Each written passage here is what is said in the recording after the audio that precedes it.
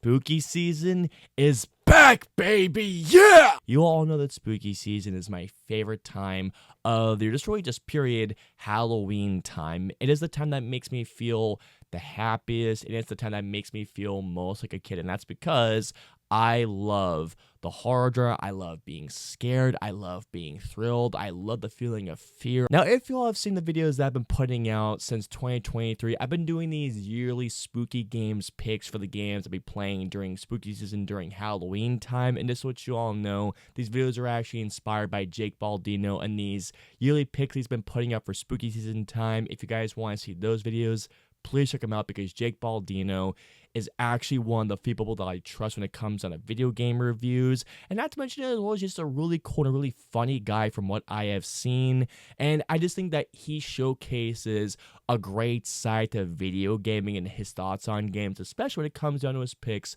on spooky season games. Please go check out his videos, guys. And not to mention as well, go check out my previous 2 years I've been doing this because I'm having a lot of fun doing this. And man, I come to share with you all the games that I have selected for this year's spooky season. Holy crap. And something else that I wanted to do for this year's picks, and this is something I wanted to do differently, and that was that I wanted to do a different type of genre of horror when it comes down to the games I picked, as you're not going to be seeing the same genre of horror throughout these 6 games. By the way, one more thing that I have to mention is that these games are in alphabetical order, and this is not going to be like a 6 to 1 or 1 to 6. It's just 6 games I chose, alphabetical order. So here we go, guys. Going on to the first pick may not necessarily be a straight up horror game, but the reason why I chose this game is because of the aesthetic. This game to me essentially got me into gothic horror architecture, this gothic architecture, and that game is Devil May Cry 1. Devil May Cry 1, I would definitely say, is the most horror out of all the Devil May Cry games, because really going from Devil May Cry 2 onwards, it's really got more, badass hack and slash elements, where Devil May Cry 1 is definitely like the least Devil May Cry out of all of them, but it is definitely a game that I want to say at least once a year, maybe once every couple of years, I always go back to. Devil May Cry 1 for me is the game that got me into just like gothic horror, gothic architecture, and not to mention it as well, it is the game that introduced me to my favorite color combination, that is red and black. And Dante is such a badass protagonist. It may not necessarily be a straight up horror game. The fact that you're this devil hunter that's going in this big gothic castle mansion fighting demons and trying to prevent this one grand demon from coming back into the world, and not to mention as well the music, the score, all the enemy types. One of my favorite pieces of music in a game that has its elements is the music, or it's the track when Dante gets Alistair. That track alone is one of my favorite bits in video game history, and how this game continues and continues and continues, especially when it gets to the part where this gothic castle has no lighting. I mean, there are some bits in this game that I actually do think are actually pretty frightening. And also, a fun fact about Devil May Cry 1, this game was originally supposed to be Resident Evil 4, but because the game was getting too a little bit stylish when it came down to the action, the developers behind Resident Evil 4 actually changed this game into Devil May Cry 1, if I remember my history correctly, and that's why we have Devil May Cry 1. And not to mention as well, Devil May Cry 1 is a rather short game. Like, you can honestly beat this game in like, 4, maybe even 5 hours max, maybe 6, maybe 7 at your first time playing. But if you're very experienced with the game like myself, this game you can easily clear within, like, I want to say 4, maybe 5 hours max. As I mentioned before to you all, I love the music, so give me 1 second. This soundtrack, this score is fucking incredible, but my only issue with this is that this is not the deluxe edition, so it does not include the score when you get Alistair, which really bummed me out. Otherwise, that's a great score. If you're all looking for just good old video game campy fun, a third-person shooter with vampires, and not to mention a western, this is the game for you. The next game we'll be talking about here is a little game called Evil West. This game is just simply put batshit fun. It's campy as can be. The dialogue sometimes is just Instead, some fang fuck broke into your headquarters and slapped you all around like a gaggle of whimpering sissies! bad, or maybe just overcooking it, but there's just a charm to this game and all the dialogue. Evil West is one of these games that you would find at a game store, and it would be one of those rare hidden gems that sure, while it does have its problems, absolutely yes. At the same time, Evil West is one of those games that I feel like, I think it was during a state of play, maybe it was during a summer game fest, maybe during Gamescom opening at Night Live. I can't remember specifically when the game was announced, but I specifically remember that the reveal trailer for this game got me in, especially when I found out that it was a vampire game, a vampire hunter game within the old Wild Wild West. And as a person not only loves Western games, but also vampire lore, so you put it all together, and what you have here is good old video game fun. Is Evil West a bit of a repetitive game when it comes down to the combat? It can be, absolutely yes. Are the enemy types not so various, I guess you could say? Sure, yes, but at the same time, this game is just non-stop fun. Once on those combos, whether it's the melee combos or the shooting combos, you'll find yourself to be a badass vampire hunter. I mean, this game is just such a fun time. I have it on PS5, and man, this game is an absolute blast, and it's definitely one that you should most definitely check it out seriously. Yeah, if you ask me, Evil West is definitely a hidden gem in the rough. It's one that you should definitely check it out for spooky season, most definitely. I am actually shocked that I have done 3 years of these videos, and I have not talked about this game, because this is a game that is perfect for spooky season, and that is Fear, which, by the way, just to show you all really quick, can I just mention how bad fucking ass this game is? I think this was in 2022. I did a full-on first time playing of me streaming Fear, and this game was so much fun. Fear, if you ask me, is one of the best spooky season first-person shooters out there. I'm not exaggerating when I say it. While Fear at first, as you start the game off, may seem like, you know, your typical run-of-the-mill first-person shooter, as it goes on, especially within that first level and the visions that this level presents to you, this is a game that quickly takes you into supernatural territory. And as the game continues along, this game definitely gives you the frights, the thrills, and most definitely the spooky season stuff, especially when you come across, you know, all of the amount of times you have the first person shooting mechanics along with the reflex, the slow-mo mechanic is so much fucking fun, especially when, by the way, pro tip to you guys, once you get the VK12 shotgun, do not, and I repeat, do not let that thing go. Hold on that thing and treat that thing like it's the best partner you have ever had, because once you get that gun combined with their slow-mo reflex ability, you're a fucking monster. Fear also just happens to have a really good story, and there is a trilogy, by the way, which I admit I have not finished the trilogy, and that makes me want to get Fear 2 Project Origin. And there is actually Fear 3, if I remember correctly, which Steve Niles wrote, the guy who wrote the comic for 30 Days of Night, which I need to buy Fear 2 and Fear 3, don't I? But regardless, Fear is such a fun game. It's a thrill of a game that does definitely give you some frights, absolutely. And by the time the game ends, it ends the way that it'll make you go like, what the fuck? Really quick, guys, before I continue on and talk about the last 3 games on the list, I actually want to throw it on to Other Austin, as he has a really cool thing to talk about when it comes down to our partnership with this awesome company called RAVEN'S CRYPT. Austin, take it away.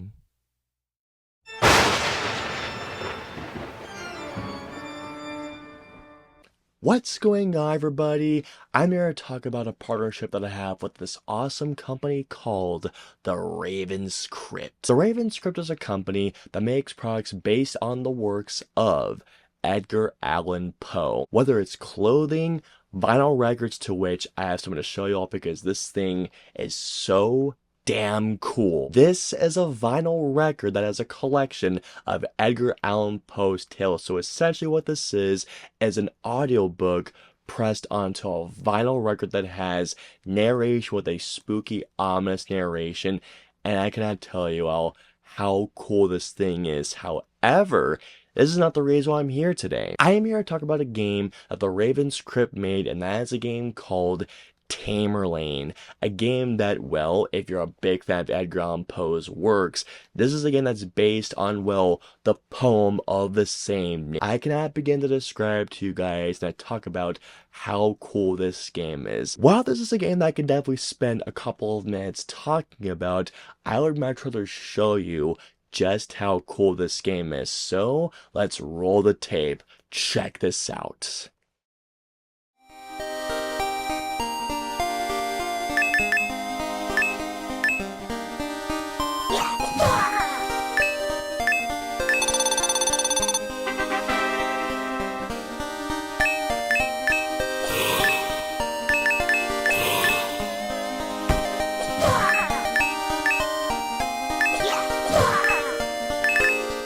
And that is just a taste of what this game has to offer. If you're into retro games, side-scrollers, platformers, Edgar Allan Poe's works are really all for it together. TAMERLANE is a game that you have to try out. There is a link in the description below that will take you right to the game, and in order to play the game, you can either do one of two things. First of which being that you can donate $1 so you can get 5 lives to play the game, and believe me, you're going to want to play this game. Or there is a code below in the description that will give you a couple of tokens to play the game for free. Please guys, check out the RAVEN'S CRYPT. This is such a cool company. They're selling great stuff, and from what I've been seeing, if you've been checking out what their posts on social media, they have even cooler stuff coming in the pipeline. I can't wait to see what they have coming in the future. RAVEN'S CRYPT, check them out. This company is so freaking cool. With all that being said, it's time to get back to the video, so passing it back to Other Me. Let's go. Thank you, Other Austin. That was weird. If you have not played game number 4, and if you're a big zombie fan, if you're a big co-op shooter fan, and if you have the Xbox 360 or even a laptop, or if you have a gaming computer, if you have not played this game, check out Left 4 Dead right now. Whether it's the first game or the second game, but I'm just gonna say Left 4 Dead 2 because for some reason, I cannot access the DLC for Left 4 Dead 2, like playing the original Left 4 Dead levels on Series X for some reason.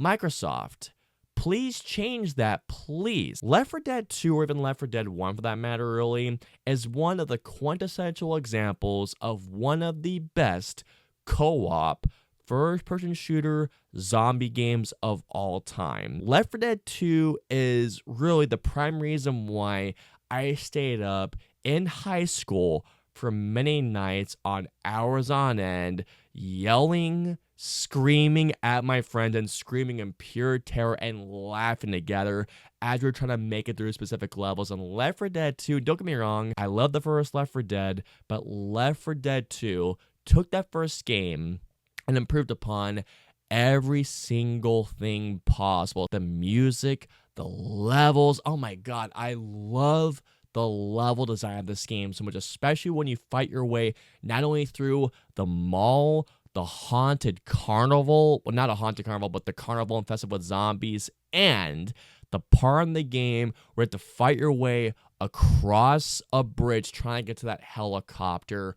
Holy crap. By the way, not to mention as well, if you own the game on PC, modding this game will make it even better. Some of my favorite memories playing on Xbox 360 when I got it in my high school years was playing for countless nights, meeting random friends on Xbox Live, and playing Left 4 Dead 2, specifically on the hard mode difficulty. Holy freaking crap. And it really is not only one of the best first-person shooter games out there, not only one of the best co-op games out there, but it really is one of the best zombie games out there. And it is, here we go again, one of the best games to play during spooky season times. I'm telling you all, play this game. It is fucking incredible. It's one of my favorite games of all time. It's that good. While the 5th game on my list may not be necessarily a straight up horror game, like the first game, the 5th game on my list has horror ties mainly because of the time period taking place, which is Victorian, so it's more Victorian horror, And also, not to mention as well,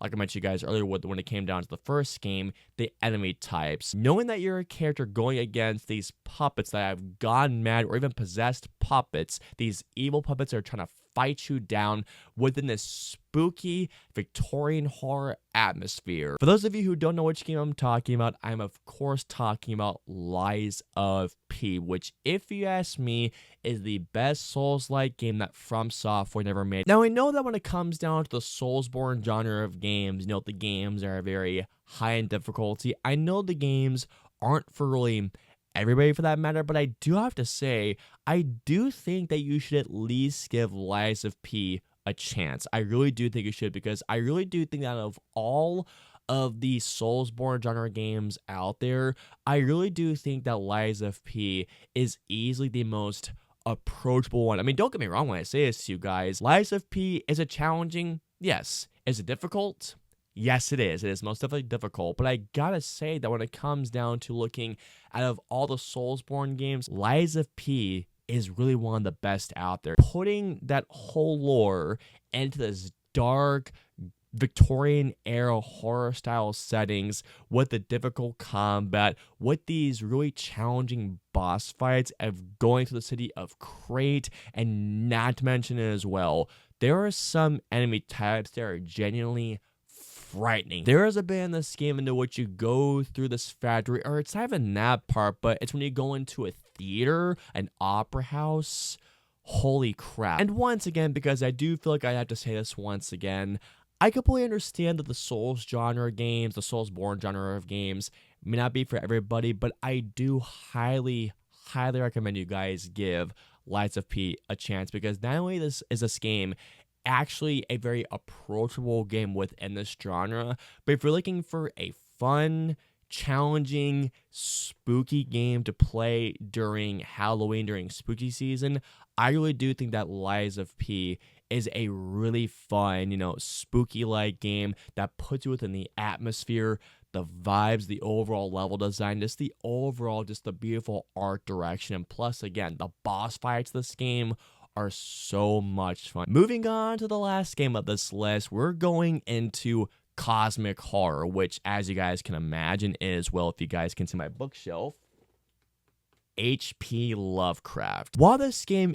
isn't necessarily a straight-up H.P. Lovecraft game, it is a game that once you get to a certain part of it, the cosmic horror, especially the Call of Cthulhu vibes this game gives off, it's hard to shake off. And that game is Returnal. It is a game that I am shocked isn't talked about among the best PS5 console exclusives. This is a game that when it comes down to the enemy types, and especially again down to, I believe it's called the Abyssal Scar, this is a game that straight up has those Call of Cthulhu vibes. And once you get into those segments where you go into your house, this game gets fucking freaky. And like with Lies of P, the bosses in this game, holy crap. When I play Returnal, I really do think that this is not only such a very unique game out of the roguelike genre, but what this game presents to in terms of not only a roguelike,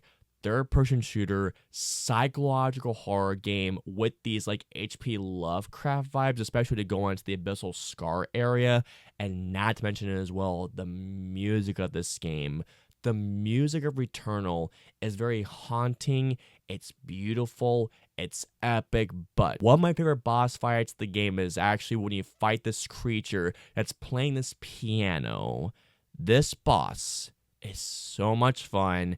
It's a very creative boss, but not to mention as well, something I gotta mention, and that is that Returnal is a very difficult game. It's a very bullet hell game where these bullets are just flying at you out of nowhere. You have to jump, dodge, shoot, use your resources very wisely, get the right pistols, get the right guns, get the right consumables, because if you can do so, not only are you in for just a hell of a ride, but you're also in for a game that most definitely has a spooky season vibes, and especially if you love cosmic horror, because I'm actually getting into more cosmic horror as of recently. No, once again, because I feel like I do have to say this once again, while Returnal may not be a straight up horror game, the vibe, the atmosphere, how the game plays, the art direction, the overall feeling of this game, and the overall genre that this game goes to within the horror genre of, once again, cosmic H.P. Lovecraft horror. If you're into all that, along with a difficult